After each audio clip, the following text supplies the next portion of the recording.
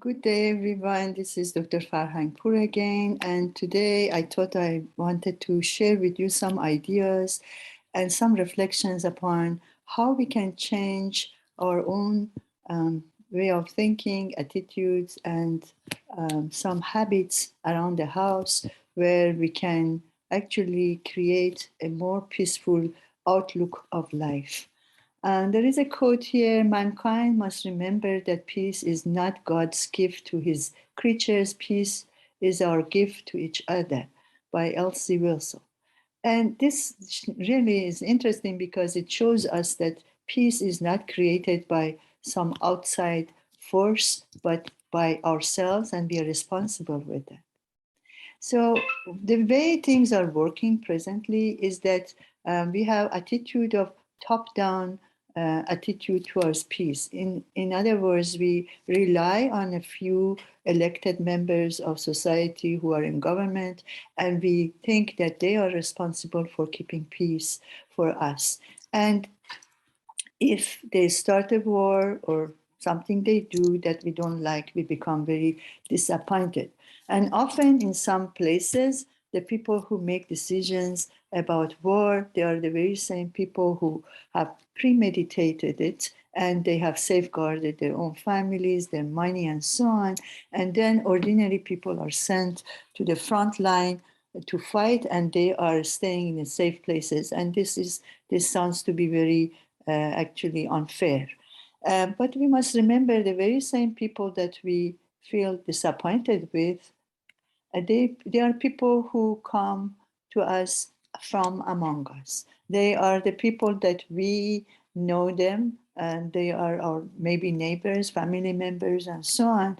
And we have given them that kind of opportunity to make decisions. And so if they make decisions contrary to peace, it means that there is something not quite right and that we are doing among ourselves, and we need to look inward and see how we can correct or improve our own way of doing things and looking at things, which are a more peaceful attitude towards life. Of course, we must remember this is not an easy thing because it has taken generations for us to get here to be working in life as if we are competitors, and competition is the big deal, and we must succeed, we must be better than the others. And we look at other people as other people, and we divide ourselves, and we say they and us, and therefore these divisions that we have created has taken many years that we got here, and we need now to look at things more holistically and see the bigger picture to realize that whatever we are doing has consequences for everyone, not just ourselves. And therefore, there is need for transformation and change, which takes time, but it is an approach that it is bottom up, meaning that from changing our own attitudes from grassroots and one person at a time. And we need to have a wider vision of the whole world. And that's why it will become very important what we do at home, because everything we know, learning starts at home from time of birth. And if we notice children, when they are toddlers, when they are young, they play with anybody at any with any kind of group, and they don't see gender, language, culture, and so on. Whereas as they grow up and they watch their parents or caregivers, they learn things from what their family are modeling. And therefore, if the parents are associated with only certain type of people and they talk badly about some others, they learn those things, it becomes a part of them. They also, of course, learn their attitude towards others from what they watch on TV, in the social media, and so on.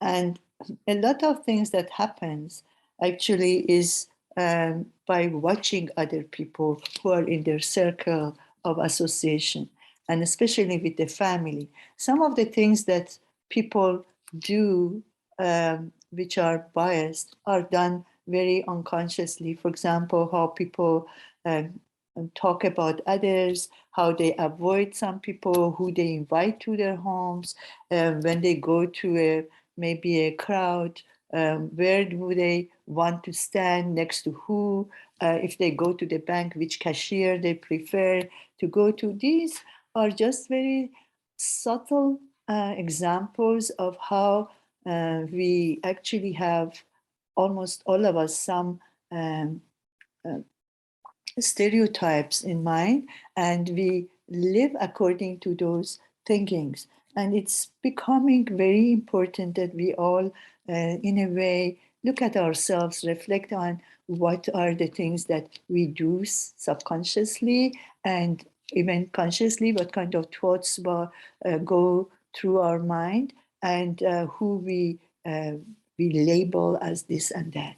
And one way of teaching our children to become more peace loving and loving the whole humanity, not as an idea, but as way of very practical, is sharing with them stories. Like I remember when we were children, um, we were taught a poem that in that poem, and the poet was talking about the whole humanity as a human body, and saying that if any part of the body has pain in it, the whole body is going to suffer.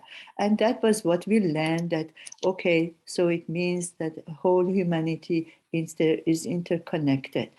And then like sharing and stories, like we learned that we are like different people with different cultures and races are like flowers in the same garden, but the colors of the flowers are different, and how beautiful the garden is if the garden has different colors of flowers. And this is the story that comes from Abdul Baha that I just paraphrased it. And also remembering that children, when they grow up, the way they have been, in a way, conditioned to think, it will become like glasses that they wear. The glasses, if they have like dark color or they have any color they have, they are going to look at life with those glasses. So if the glasses are showing differences in culture or division according to race or anything else like that, they are going to see people according to fractions, and it's going to affect their judgment. So, like there is someone called Brunton. He says that if inner attitude towards life is wrong, the other personal, political, and economic affairs will go wrong too. So when we are thinking about ourselves, we can ask some questions about who prefer to be with, how we judge them, um, what make me what makes me to like this person or associate this person. Sometimes we associate with somebody without even liking them, but because maybe we expect something or it is to our benefit, and we are maybe not exactly honest with themselves, with ourselves, and with them. Um, so it is a really changing our attitudes towards others, which is the basis of creating a society which is based on justice, respect, and love, is a daily matter. Like John F. Kennedy said, peace is a daily, weekly, monthly process, gradually changing opinions, slowly eroding old barriers, quietly building a new structure. Um, so when also we are making decisions, especially those of us who influence other people's mind, and we are in decision positions, like in higher up in society, making policies, it's important to remember that what we say has an influence, and keeping quiet is not necessarily the best thing. And especially if the decisions are made towards a war, is important to face them with different attitudes. I want to read this quotation from Abdul Baha. It says, "When a thought of war comes, oppose it by a stronger thought of peace. A thought of hatred must be destroyed by a more powerful thought of love." So love can be very powerful, and it can make a big difference in the outcome of our decisions. Also, it's important that maybe we include concepts of peace, examples of peacekeeping in our education system. And in the curriculum, as teachers, we include topics which relates to peace. When we talk about history or different cultures, don't touch them just as informative material, but go deeper into it and think about the people, how they lived, what we like about what they were doing, what they felt, how they went through things, and what we can learn from them, what is most appreciated by that culture. And like there is another quotation which I like to quote is by Jimi Hendrix, and he says, "When the power of love overcomes the love of power, the world will know peace. When the power of love overcomes the love of power, the world will know peace." Of course, there are other factors to consider too. For example, role of women in educating their children.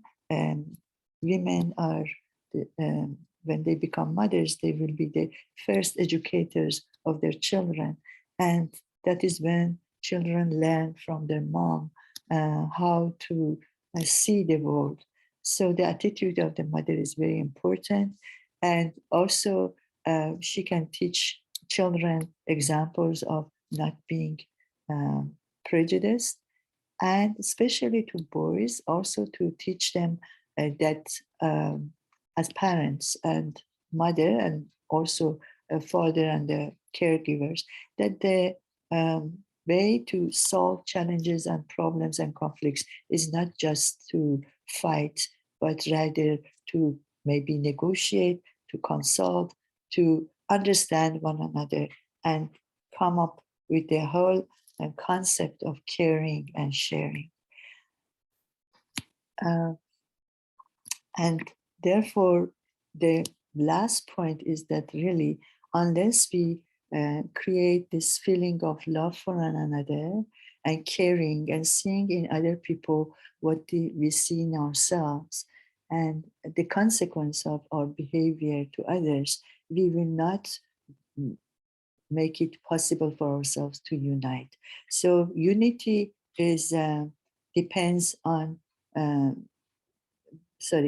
peace depends on our unity. Without unity, there is no peace.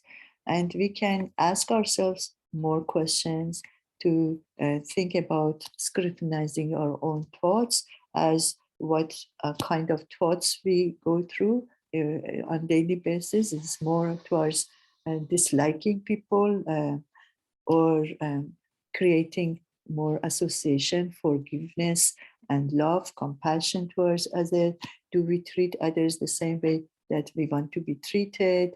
And are we concerned about happiness of others as well? And if we see that we are really responsible for what will happen for the future generation. So I hope that what we have talked about here starts more thoughts in ourselves and yourselves, so that we all inspire each other towards unity and thinking of peace in even at home, even in our own mind, and have more positive outlook of life for ourselves and others. Thank you for listening.